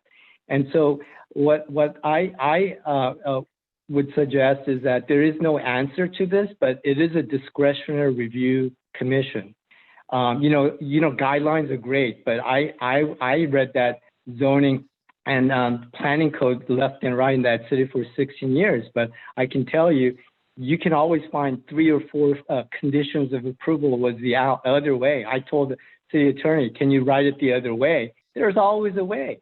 So my thinking is that let's not put all the pressure on Patrick, because he's our chair and he's doing a great job, because he's having to make these calls and he gets stressed out, and then Glenn gets stressed out, and I would too, and I totally agree with Glenn. We spent all this time spending our pro bono hours trying to cultivate a culture of great environmental design, and then wow, something else happened during the process.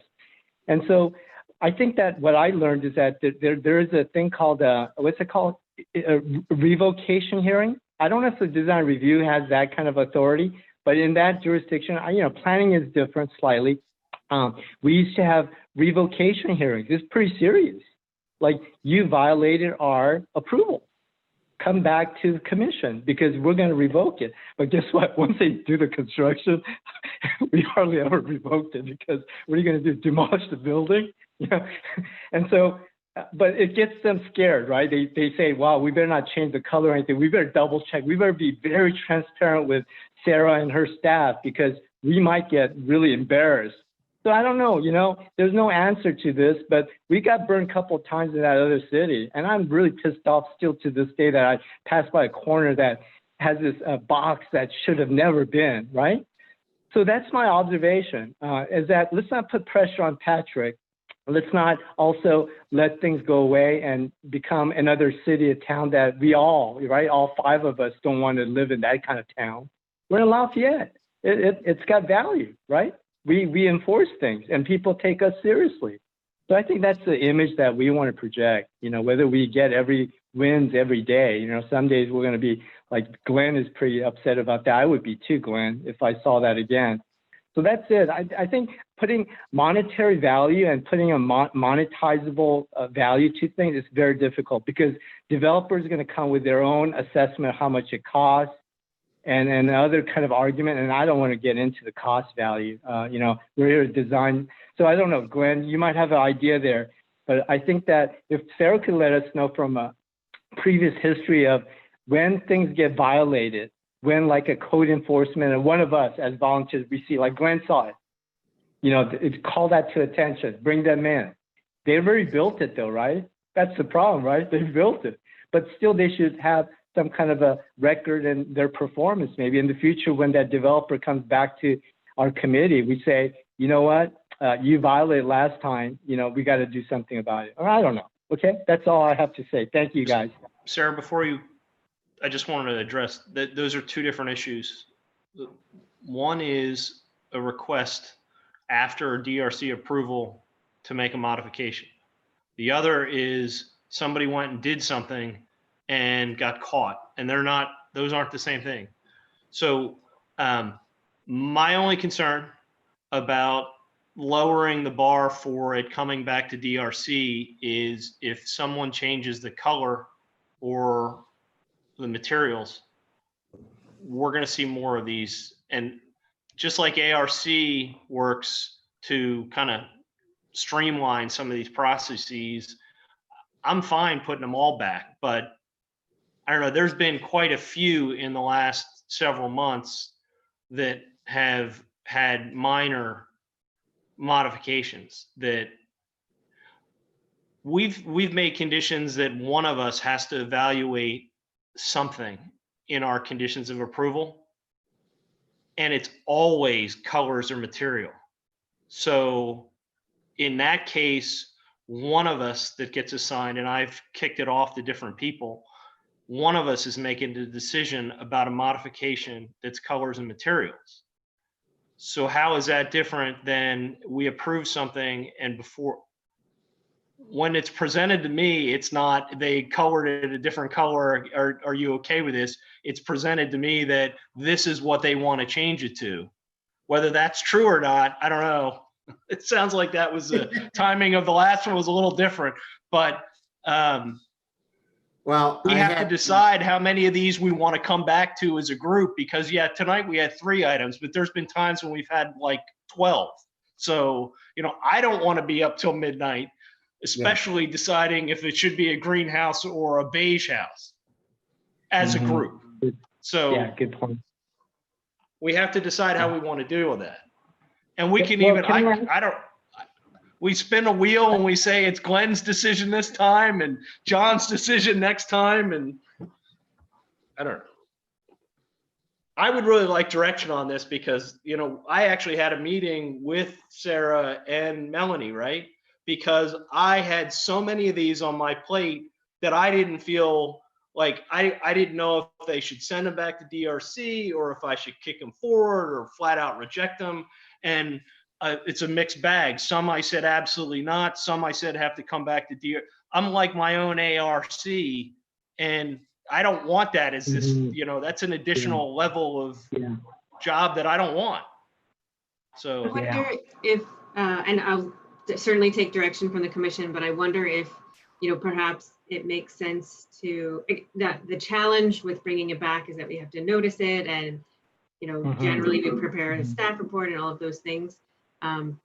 We still would have to notice it or post the agenda, but maybe at the end of the meeting, we have just a little brief, you know, you saw this, they want to change it from this to this, kind of almost like the meeting that we had, but with all of you. I don't know if that's. Yeah, so Sarah. It would be like a condensed version, I guess. So Sarah, I think in my previous experience, there was a segment called a general discussion or something. We as commissioners weren't allowed to talk in detail about it, but it's like heads up. In the future, we're gonna bring forth, you know, like it's like a part of a consent calendar, not even a decision point, but a discussion item, and then it's then brought forth at a future agenda. But at that particular item, it's just being transparent that not only one commissioner got that kind of information, but every one of you guys got the sort of the gist of it, but not to talk about. And then in the future, you can, you know, talk more detail about, because then you'll be advertising it, right? The noticing requirement and all that. I don't know how we have done it in history. This must not be the first time though, Sarah. Maybe in the past that Lafayette has gone through this kind of similar issue. Do you know any precedents or any discussions, Patrick? Or can I ask a question, Sarah? Would there be a reason as part of ARC you couldn't run these back through? I mean, I know the planning person on ARC, well, it's usually Glenn that's on ARC, but it doesn't always have to be. But that would give you a second person on this panel, on this commission. If it went to ARC and the ARC person said, keep it in planning, the staff decided, or that person decides, kick it to the chair. And then it's two people that have at least weighed in on it, or that ARC person could say, kick it to the whole commission. And then at least it's not just the chair making the decision on these things. Then it would only be Glenn, right? No. Well, typically, yeah. So, but I'd be happy somebody else look at this. Somebody. I don't want to blow this out of proportion. I mean, it just happened to be a site that I walk by all the time. Yeah. So I saw the history of what was going on. Plus, during the design or during the hearing phase, you know, we got a modular house there that didn't work. And then they came in, the first scheme was like all stucco, cheapo. You know, we just want to flip this house and get big dollars. And we kicked it out and made them redesign it. And that was when the cultured stone came in and some mix up of materials to enhance it, you know. And then when we gave up the cultured stone and we went to the quasi Tudor, which was just, wasn't even a good Tudor design. I mean, they didn't even do any horizontal components of it. They just nailed up a couple boards and painted them, and that was it.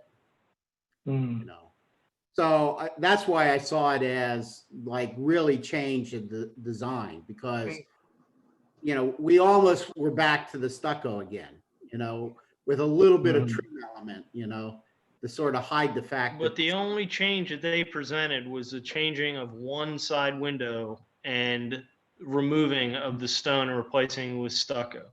And I walked by that house and I would approve that design today. So in my opinion, that's what I relied on. And I'm okay that you don't agree with me, and maybe the other panel, the other commissioners wouldn't either. And that's why I'm saying, if it comes to me, I have to make the decision completely on my own, but I'm open to doing this a different way where it comes back to all of us. But I don't have any concern. I went back by the house last week and I would still approve it because I don't dislike it as much as you do.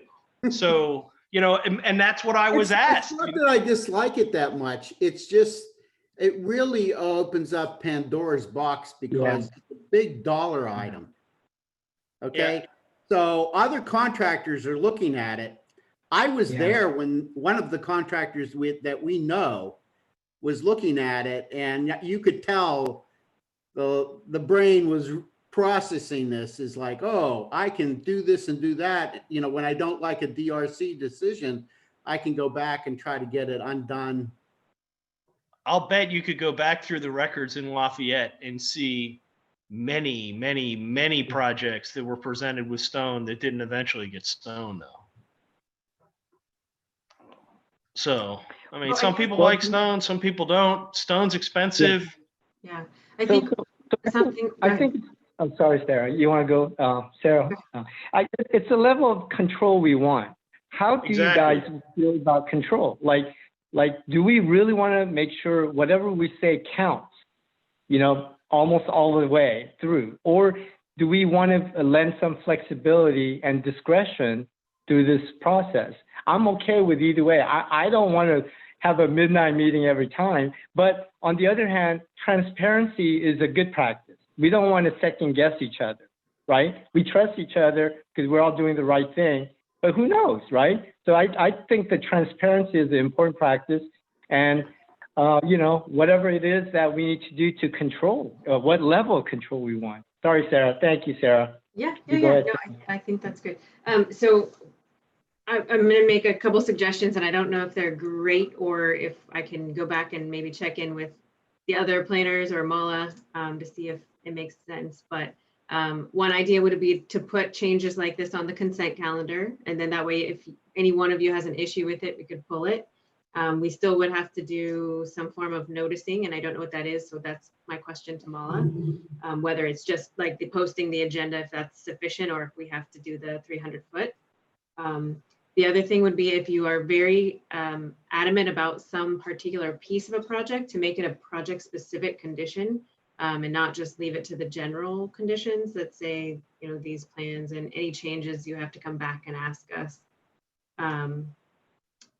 I think those would be two things that would give potential for more scrutiny over the types of things that you're really concerned about.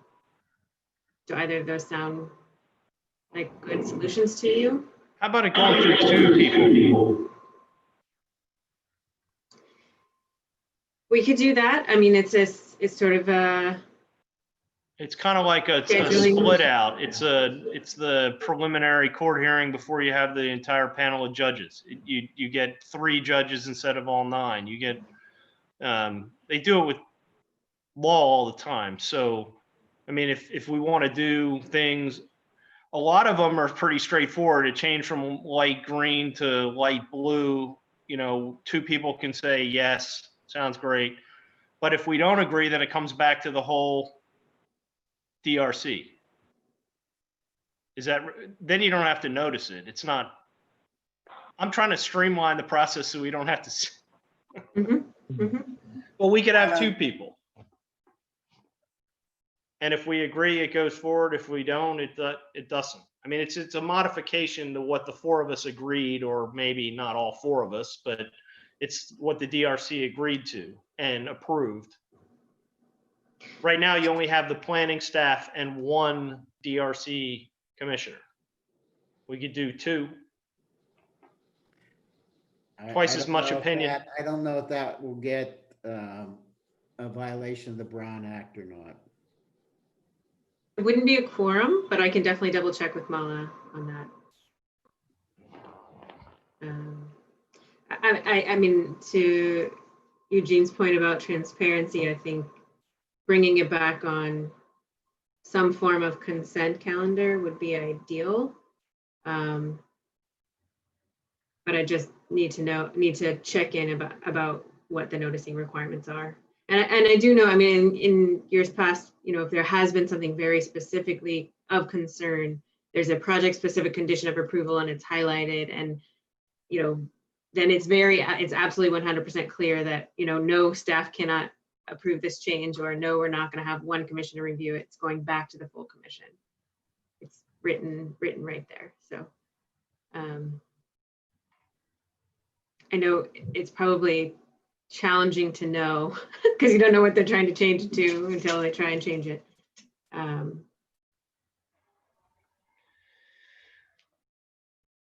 don't know. I guess the best thing to do is find out what we need to do for bringing it back at consent, because it's just going to be more work. But it's the only way we're going to get all of us together to see it.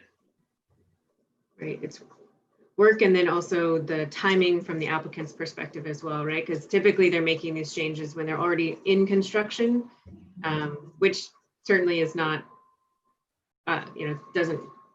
That's not our concern, right?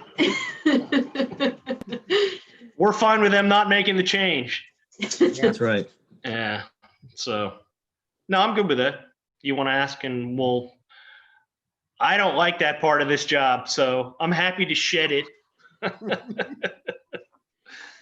Okay, so I'll research that a little bit more and bring it back, not on consent, and see if that, we can also test it out and see if it works. And if it doesn't work, we can, you know, adjust and try something else.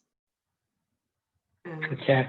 But my only one concern, just to put it out there with this, is it's great for transparency, but it is an open lane for changes. And so there's a pretty high bar for changes, or at least there should be, from approval from DRC to a change, because you typically aren't able to get changes. Minor changes maybe, but if we say this is a thing now, the passing lane, make your changes, I think we're going to see a lot more changes. And I'll bet a lot of them, Glenn, are going to be purely based on money. So just more things to think about. The other thing to think about is that, even if none of you want to pull that item from consent, any one of the public or the applicant can pull it from consent. And so it would actually be, you'd have to open the public hearing and do a discussion. Wouldn't you need to have a fee for that though? Don't you have, so you're going to have to come up with a new fee structure for a modification to an approval, right? Because you don't have that now, right? So if we feel that it is a change of conditions, it's 50% of the original application and it comes back to the hearing body. So But that's, you'd probably have to pay that if it's going to consent, right? and I think we would probably, I wouldn't want to do an entire staff report, and depending on how much noticing is required, I think it's all based on the amount of time that's spent on the project. So we would have to assess. Hey, that works for me. I'm happy to have the whole group of us decide these things, because I don't think there is it's a little too discretionary. And that's the whole reason of having a commission, so you can get a bunch of different opinions on things. Yeah. Can I ask one question to Sarah? Sarah, on the planning side, we used to have a city attorney at every one of our meetings at the planning commission hearings. I don't know our city's approach here with design review commission, but what we approve and agree to, which is public record document, is it enforceable by law? Because that's a scary thing. If you're a developer and you violate law, then that could be major civil penalties out there. Are there enforcement mechanisms? Yes, absolutely. So if they don't ask for permission and just do it, then it is a violation of their conditions of approval, and we would use code enforcement and enforce that. But I think what we're talking, including revocation of the permit. Oh, sorry, Sarah. That's okay. Including the revocation of permit, something like that. Because it is a permit that we give, we could pull it back out if they violate our terms. Like Glenn said, he was very clear on those things, and they violated it. Even though they're in the middle of construction, we actually revoked permit in that city, but they had to stop. We red tagged it. Right. Yellow right. tag or red tag. Certainly. So if, for instance, they didn't come to us and ask permission, we could enforce the conditions and say, no, this was the approved set of plans. Your condition of approval says this plan on this date was the one that was approved, and you must build it in that way.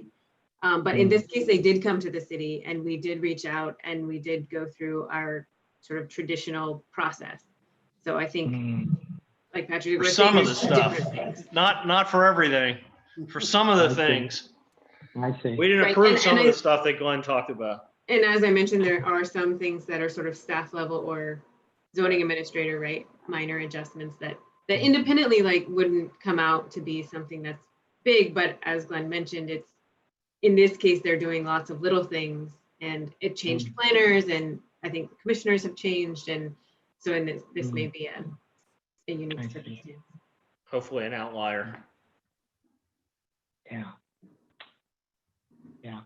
And I'm also sensitive about Sarah's staff too. She doesn't probably have enough staff to do code enforcement stuff and that kind of thing, so we don't want to burden her either.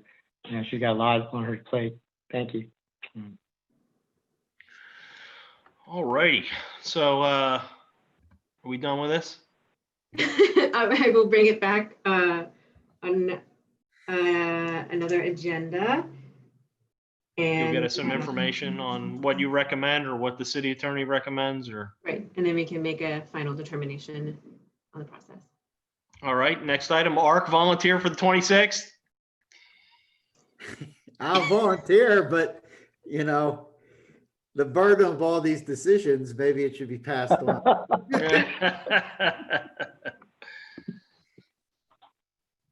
No, that's fine. I can do it. All right, so that's that. Anything else for anyone to report? No? No. John, did you want to talk about submittal requirements at all at a future meeting? Well, okay. So following our last meeting, and it was kind of a theme that I had seen in a few meetings, the question of submission requirements to document context was something that came up in discussion. And so I asked Sarah about how those submission requirements are defined and whether we thought that if an applicant submitted accordingly, if that would provide the kind of context so that we could, make a judgment of a design based on full information. So I think, I read the submission requirement documents that Sarah pointed me to, and I would say that not all of our submissions fully address those. And, we end up having to ask them to come back to show what it's like, along with their neighbors and that sort of thing. Is there anything we should be doing different with our process to get presentations that we can completely evaluate? Well, John, you know it as well as I do. When you submit to like San Francisco, San Jose, City of Fremont, they won't accept your application unless you have all your application forms and drawings and everything that they want to nth degree. And so I don't know how our city at Lafayette is handling that, but they don't even let you pay the bill. They don't even take it in for bin time. So that's where it starts. And then when the application is deemed complete, then you get a letter from the city saying your application is deemed complete with a record of all the check marks of what the boilerplate, right? Of all the drawings, perspective drawings, whatever, material color board in 8.5 by 11, and then bring the real. And so that's how I've seen the cities go about it. I don't know how we're doing it, but that's a good comment, John, to bring up about, I was concerned about that a couple months ago. Right, and we did talk about it at the October 15th, 2019 meeting. I didn't mean for us to have a conversation right now, but I can agendize it for the next meeting if you would like to talk about it. And I would like to do that because like you said, we've talked about this before, and not to trash you guys, I know the workload and everything else, but some of the drawings that we see recently are really bad and really hard to follow. And I mean, we've all been reading drawings for ages and ages, and I'm not used to some of the level and would like it to be better than that. And certainly that's our job to be good gatekeepers. But we do have sort of a, depending on the scope of the project, not all of our submittal requirements are applicable to every single project. And I think that kind of comes out as we're going through the process. But certainly we can. Yeah, why don't we talk about it a little bit, and we'll talk specifically with this group about what is important and maybe thresholds for certain things. But I completely agree that probably time to talk about this one again. Okay, great. Anything else? If there's nothing else, everyone have a good night. The meeting is adjourned. Thank you. Happy July 4th, you guys. Happy July 4th. I think we won't see each other until then. Okay. Bye, Yeah, guys. you too. Stay healthy. Thank you all. Yeah. You too. Thanks. Bye. Bye, Good night. Bye, Patrick. Bye, John. Bye, Glenn.